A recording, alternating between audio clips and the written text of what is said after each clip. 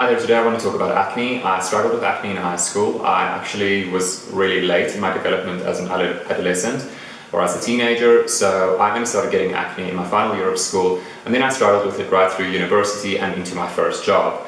And I only really cleared it up once I went onto antibiotics and onto treatment for acne, because otherwise I think the problem would have probably persisted for a longer time. I do recommend that you go onto acne medication the moment that you can, because the longer you leave it, the more scarring you're going to have, the more damage you're doing to your skin, and it becomes really hard to undo that damage. But while you're in the process of either taking your treatment for acne medication, or if you're not just yet on treatment, but you want to hide your acne, the only way to do that is of course by wearing makeup. Whether you're a guy or a girl, you're going to need to become your own expert makeup artist in terms of acne coverage. Ironically, as if acne isn't a difficult problem enough, covering up acne is a skill. You basically need a makeup artist level of skill to apply it well, and that's what you're going to become. It is entirely possible for you to do that by practicing, by using the right techniques, and by using the right kind of products. But you want to clean your face before you apply the makeup. Your face definitely needs to be clean and dry. You do not want to apply makeup on your face right after you've popped your pimples. So separate your time. I know it's hard, but separate your time from popping pimples and fidgeting with your face and picking at your face from the time that you're going to be wearing makeup or applying makeup. It's not a good idea to try and put makeup on top of open skin wounds, because you're going to be reinfecting that wound by putting makeup on there. You're going to actually be transferring bacteria into your makeup products, and the next time you use your makeup products and you're putting it on your skin, you're basically plonking bacteria onto your skin, and you've created a breeding ground in your makeup products to make your acne worse. So clean your skin thoroughly right before you do your makeup application. Make sure that you've not picked at it. The skin needs to be calm and soothed and not be inflamed and swollen the way it would be after you've picked your skin. Then you want to put on a green primer. You're not going to use any regular primer. You want to use a green toned or green in color face primer, because that is going to knock out all the red tones. I'm going to apply it with a damp beauty blender. That's really important, is that you clean all your tools, whether it's your beauty blender, your makeup brushes, all of that needs to be cleaned every time you've applied a makeup product onto acne, because you don't want to be transferring bacteria from your makeup onto your brushes, onto your skin, from your skin onto your brushes, back into your makeup. So you do need to, I would recommend getting alcohol from the pharmacy, the highest percentage of medical alcohol that you can get, and you actually wipe out like your cream concealers. You actually wash your brushes with that. Go for an oil-free foundation, something that is long wearing and a good coverage. Start in the center of your face, because often if you struggle from acne, you'll find that your nose is really red, your face. You want to try and get your center of your face as even as possible. Don't worry just yet about trying to get heavy coverage of your pimples when you're doing foundation. Your coverage is not up to your foundation so much as it is about your concealer. And we'll get to concealer next. I love the beauty blender because it gets into all the corners of the nose. And the corners of my nose was always a big problem for me in terms of zits and acne, because that's where I would have a lot of problems, as well as on my cheekbones of all places, and on the sides of my face. You're just creating a neutral canvas for your face. I'm doing a touch of spot application on the pimples, but this is not my major covering effort. I'm going to make the most effort of covering my spots once I get into the concealer process. There's a very specific reason why I apply foundation first and concealer second. You would actually end up removing the concealer when you try and put foundation on top of it. That also has a lot to do with your application technique. Foundation needs to be bounced onto the skin gently, not rubbed into the skin. And I think that's a mistake a lot of people make when they start using makeup for the first time, is you apply your foundation the way you apply skincare, you kind of rub it onto the skin. And you don't want to do that. You're not putting the product into your skin, you're applying it on your skin.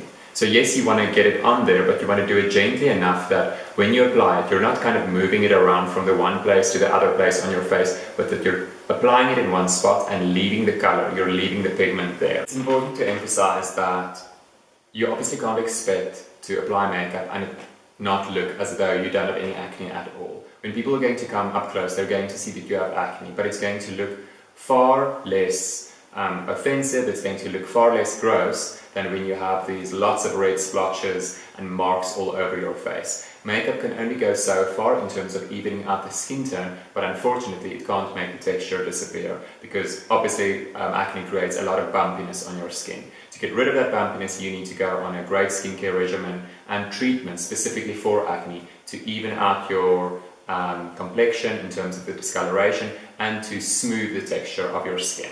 I'm going to use a concealer that dries down matte. You want to find a color that is very close to your foundation and that matches your skin tone. And you want to work with a fine brush that has a tapered end, or a flat brush with a tapered end, so that you can do very precise work. You want to work from the sides of the zit, where it starts rising, where the skin starts lifting or projecting. Work from the bottom of the zit upwards, and it's like you're pulling the color or dragging the color onto the head of the zit, so to speak. This is quite gross, but it's the only way to explain it. You're going to repeat that process with every spot of acne, where you drag the color from the sides onto the spot.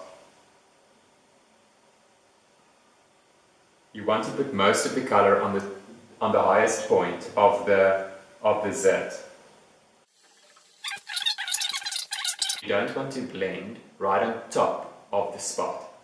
If you're going to be blending on top of the spot where you just applied concealer, you're actually just going to remove the makeup and the zit is going to be exposed again and it's going to be more visible again. All you want to do is you want to really blend the edges of where the concealer was applied into your foundation so that it's seamless, so that you can't see where the foundation ends and where the concealer begins. It's a really good idea is actually to get a concealer palette with different colors, something like this. So the colors you're going to use will be especially the green and the orange shade, and obviously also a flesh tone shade. We've worked with a flesh tone shade before, but the orange is really good if you've got a wound, if you've got cystic acne that is actually bled and that has dry blood. You would actually use that orange to counteract that black or very dark red discoloration that's on the cystic acne. And then for very red areas, just inflamed, swollen kind of red areas, you would actually use the green concealer. And then on top of that, you can use your flesh tone concealer, because obviously you can't have orange and green spots on your face, so you need to cover that up once you've used these correctors with the concealer in a flesh tone. Once you're happy with your concealer, it's just a matter of setting the concealer with powder. So I like using a small blending brush like this. It's got a tapered end, so kind of like this teardrop shape. Dipping that into powder, but you don't want a ton of powder on the bristles. So when you've got the powder on, tap it off. No blowing, otherwise you might spit on it. And then dust that on the areas where you've applied concealer. Work it very gently on top of the areas that you've concealed, because you don't actually want to be brushing so hard with a brush that you're lifting off any of the concealer that you've applied.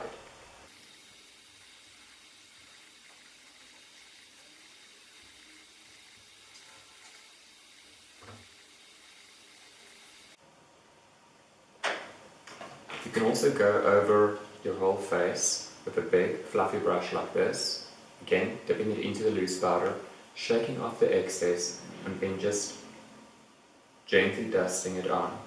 The idea is not to cloak your face and clog your face with powder, it's just to lock the makeup in and absorb any excess oil or any excess moisture.